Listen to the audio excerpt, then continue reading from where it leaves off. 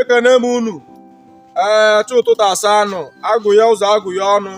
Biko na anyị nọ ebe a tata maka solution maka ndị na-enwe ọya infection, ọya poison, ọya akọrọ akọ, maka ndị na-enwe infection nke efutere n'ahụ nwoke ma nke efutere n'ahụ nwaanyị, nke ọkọ junction, ma ọ bụ onye na-anyụ mamịrị ọ na-eti mkpu aị o wee bụrụ infection, ma ọ bụ onye isi na-awa, ma ọ bụ onye ọ na-akọ ọkọ n'ahụ, otu ọbụla o si emegbu, ọ bụrụ ọ nọtego gị aka n'alụ, onye ọbụla o si emegbu, lekwa ọgwụ ya ebe a. Anyị nọ tata bụ afọ itinye alụ maka infection ka eji eduni ya, maka na igbochi ọya ka ọgwụgwọ.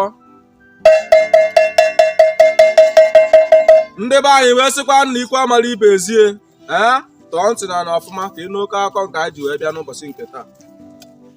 Nekwa na ya, maka na ife anyị nọba na-ekwe ekwe na-eme eme, ọgwụ dị ile achọba mmụọ gwọrọ ya. Maka infection ka anyị na-ekwu okwu ya, na-ekwu ọgwụ ya ebe a. Ị na-anya ịfụ na ihe nji ebe a bụ ube, nye ya akwụkwọ ube ị ga-eji ya shie ọgwụ infection. Na-ekwu ọzọ, nke a bụ cashew maka infection. Ị na-anya ịfụ na nke a bụ uturukwu ahụ ị na-esu, ọgwụ infection eji ya esi ofe, ejikwa esi ọgwụ infection. Na-ekwu ọzọ ebe a, ọkwa ọgwụ infection kara aka, ma nke na-akọ ọkọ junction ma ọkọ bending corner, na-ekwu ọgwụ ya ebe a.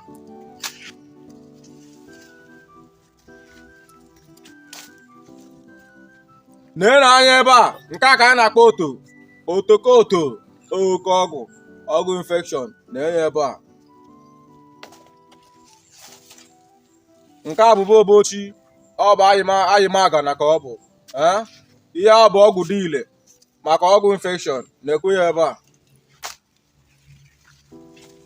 Na-ekwu ọzọ, nke a ka a na-akpọ ntafu, ọkwa oke ọgwụ ayịmagana, na-ekwe ọgwụ infection. Nke a bụ maka ọgwụ ọbara, onye ọbara ka ọ na-alụ, ị ga-eji eshi ọgwụ infection a maka na ọ na-amịkwa ọbara, so that ka ọgwụ ọbara dị na ya.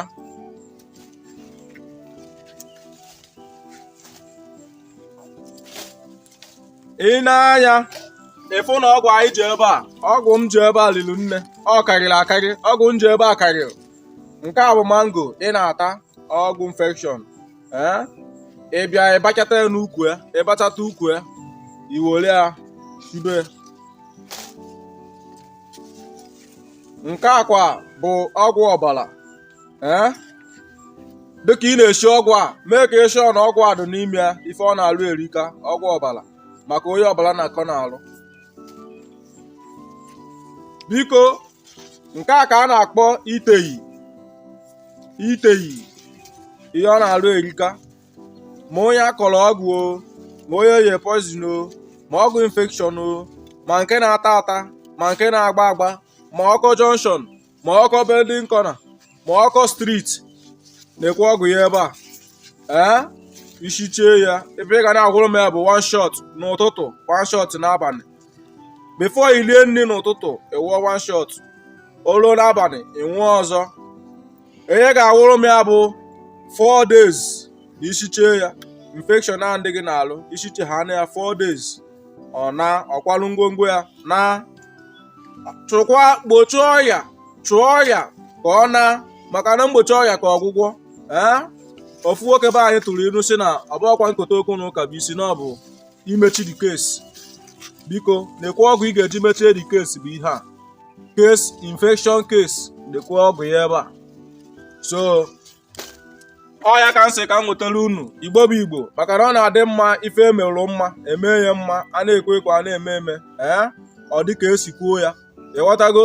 So ọya ka nsị ka m nwetara unu, nke onye chi ya zere unu. Biko, Igbo bụ Igbo, ekene m unu.